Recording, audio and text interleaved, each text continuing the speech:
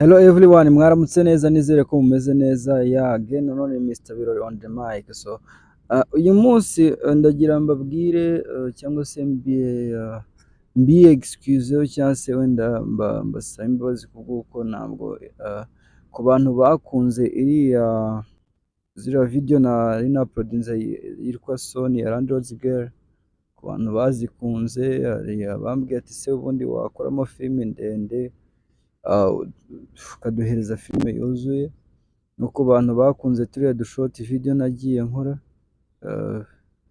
mwese ndabasuhuje, nizere ko mwaramutse neza, amahoro y'Imana abane namwe.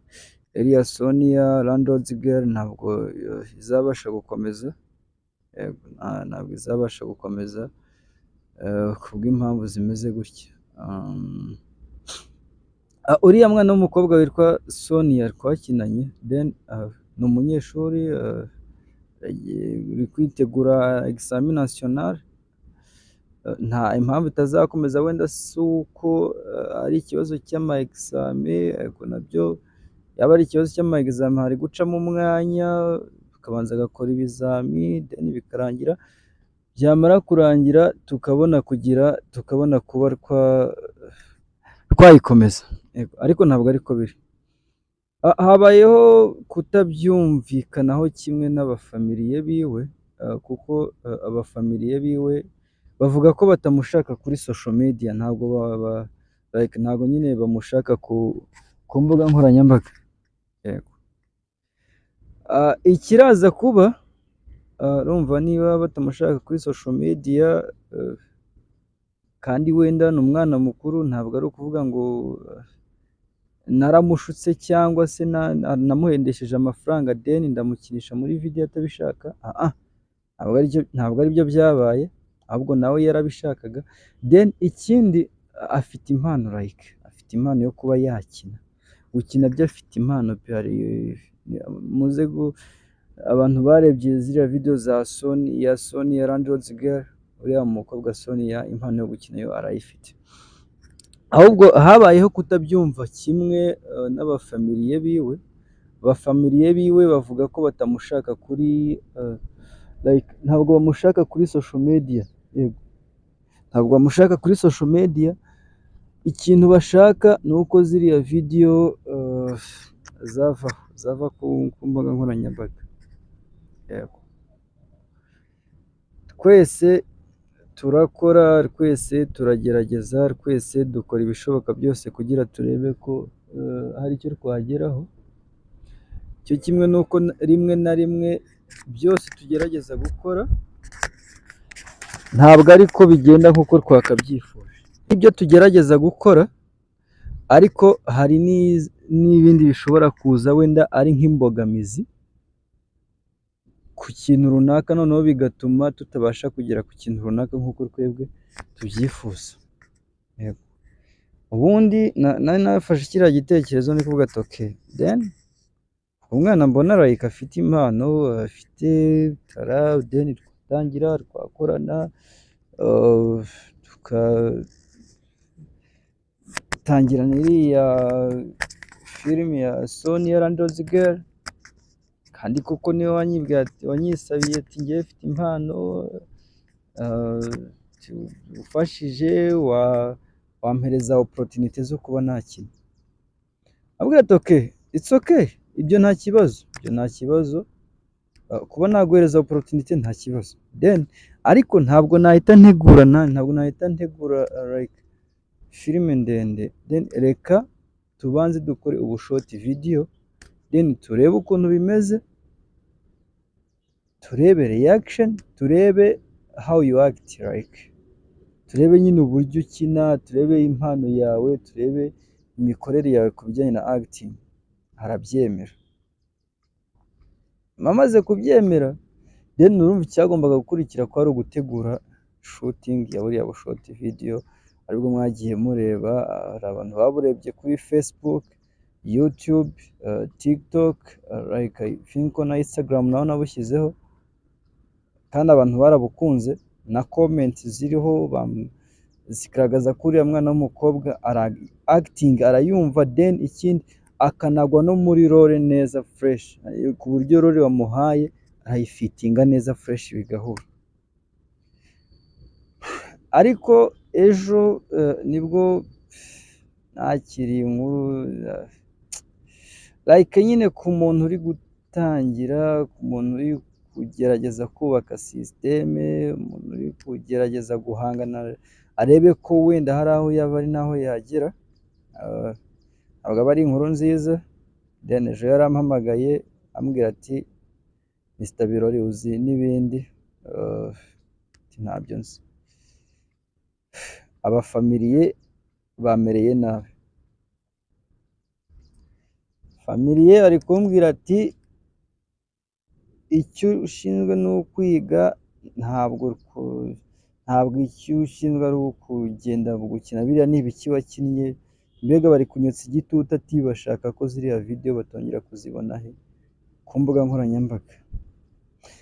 Inshuti zanjye bavandimwe, ba follower, ba subscribers, bantu mwakoze like share, ntabwo biba byoroshye, ariko iyo watangiye ikintu uba wagitangiye, uba waniyemeje no kuba risk taker, uba wiyemeje ko ugomba kuba risk taker wacyo.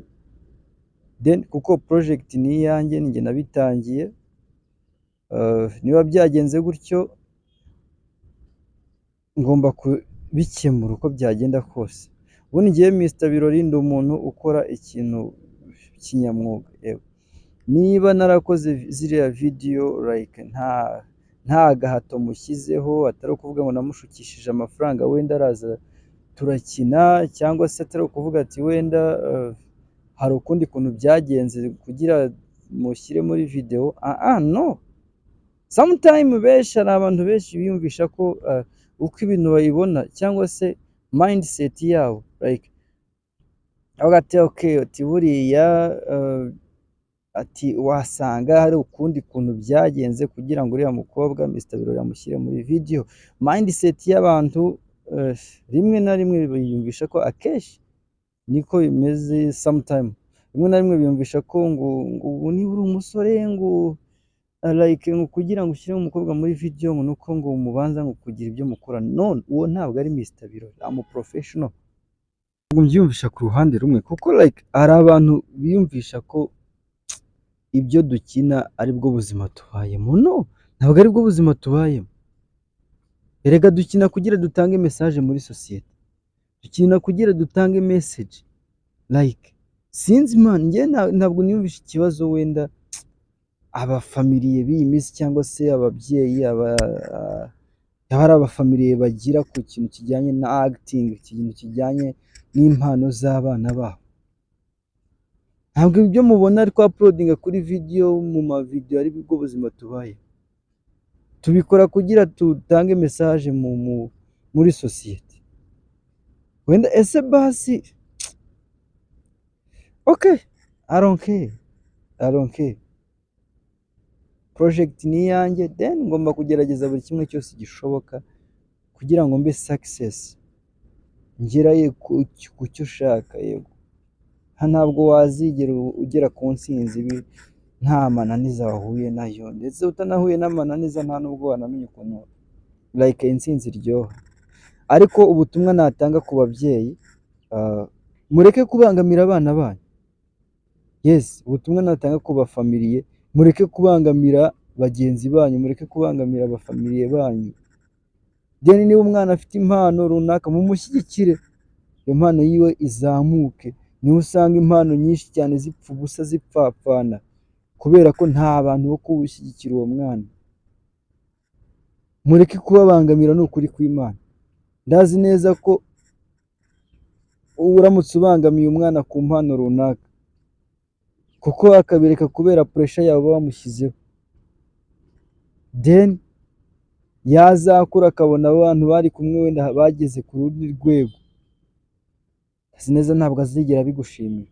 Okay, it's okay, abakiri mu biganza byawe, okay, it's alright, ntacyo bimbwiye.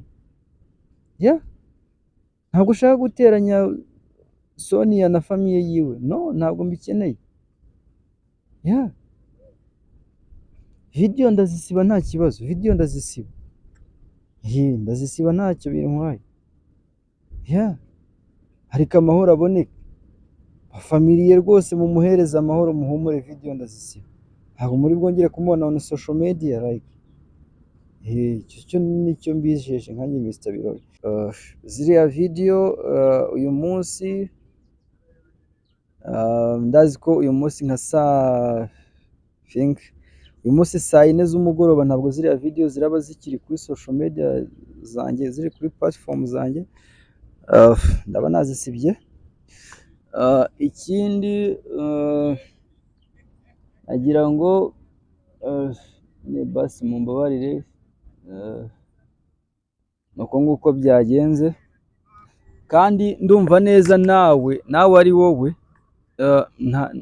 nta kundi kuntu wabigenza. Icyambere ntabwo ushaka kuba nateranya uriya mukobwa n'abafamiliye biwe, niba abafamiliye biwe batabyiyumvisha ukuntu umwana wabo yajya muri video, yajya social media, yakora ibintu bijyanye n'impano yiwe, niba batabyiyumvisha then njyewe ntabwo ngomba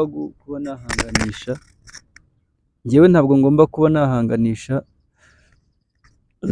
uriya mwana w'umukobwa n'abafamiliye biwe, ntabwo mbishaka pe. Hari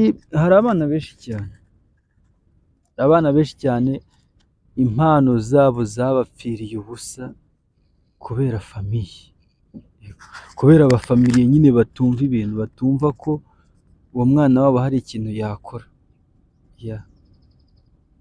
Nzi umuntu wambwiye ati njye nari mfite impano imeze gutya, najye ngira ngo ngerageze mu rugo bakambuza, bakanzitira, bikagenda gutya.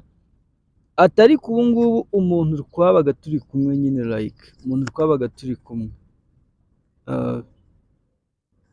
yari afite impano yo gukora atletic nyine ibi byo kwirukanka, then biba ngombwa ko urumva yaserukiraga ikigo, umurenge, akaba uwa mbere, then noneho uwo bakurikiranaga yari umukobwa, urumva biganaga ku kigo kimwe, bahiganaga, yari umukobwa.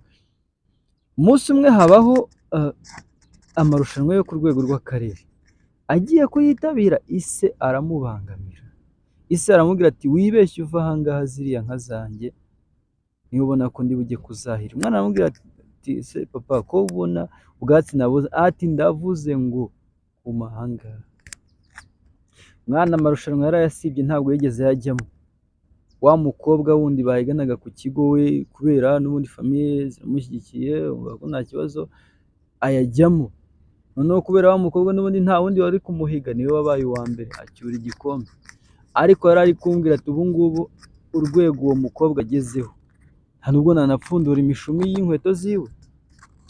Ni agahinda kugira famiye ikakubuza amahirwe ameze gutyo. Ariko it's okay, birabaye, abantu bagira imyumvire itandukanye. Niba bumva ko umukobwa wabo atagaragara ku mbuga nkoranyambaga, atakina video, atajya social media, nkanjye Mr Birori I'm professional. Ibyo nakoze ngomba kubikavaringa, then ko video twakoze ziri kuri platform zanjye, YouTube, Facebook, Instagram, TikTok, ziri kuri platform zanjye, ngomba kubikavaringa. Rero nta mpamvu yo gukurura amahane, no. Rero saa 4 z'umugoroba ntabwo ziriya video ziraba zikiriho, ndaba nazisibye. Yego, icyo nagira mbabwire, mugire amahoro y'Imana. Mr Birori ndacyahari ku bwanyu, kugira nkomeze mbategurire ibikorwa byiza kandi bibashimisha.